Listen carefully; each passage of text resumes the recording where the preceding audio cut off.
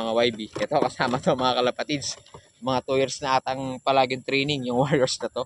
So North and South mga kalapatids, sinasakay ko to. Ayan. Yo, yo!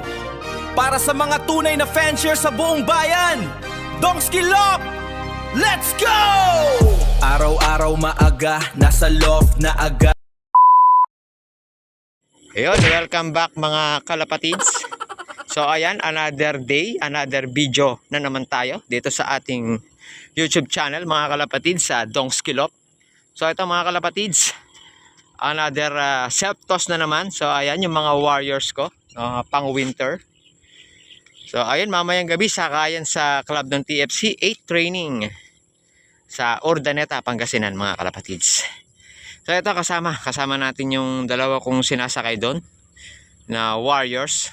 Kasama sa itotos natin ngayon dito sa malawak na kapaligiran na to. Ayan ang ganda. O ayan mga kalapatids. So katatapos ko lang papawis dito sa area na to. So ayan mga kalapatids. O ito yung nilalaro natin ng club ng TFC.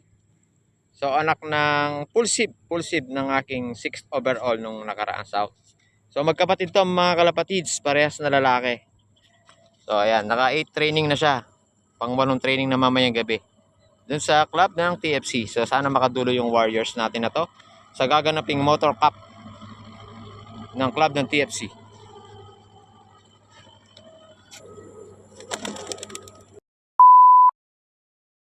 Ayan mga kalapatids, ang inuna ko nang release yung isa nating panlaban sa TFC. So maya maya isusunod na natin yung kasabayan niya. So ganun yung ginagawa ko ngayon mga kalapatids.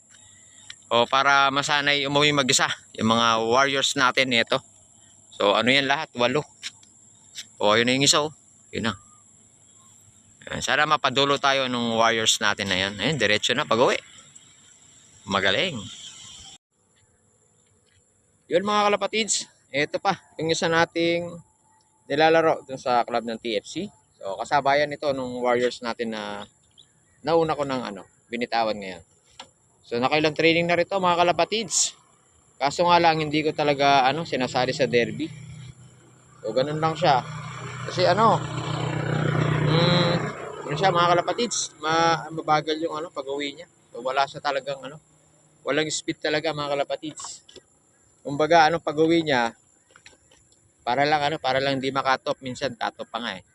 So kaya ayun mga kalapatids, tine-training ko na lang. So ayan pag may bago tayo mga tinuturuan ng mga YB. Ito kasama to mga kalapatids. Mga 2 years na atang palaging training yung Warriors na to. So North and South mga kalapatids, sinasakay ko to.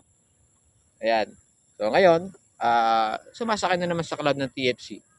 So ayun mga kalapatids, i-release ko na rin to. So naka ilang minuto na rin tayo bago pakawalan yung isa nating Warriors.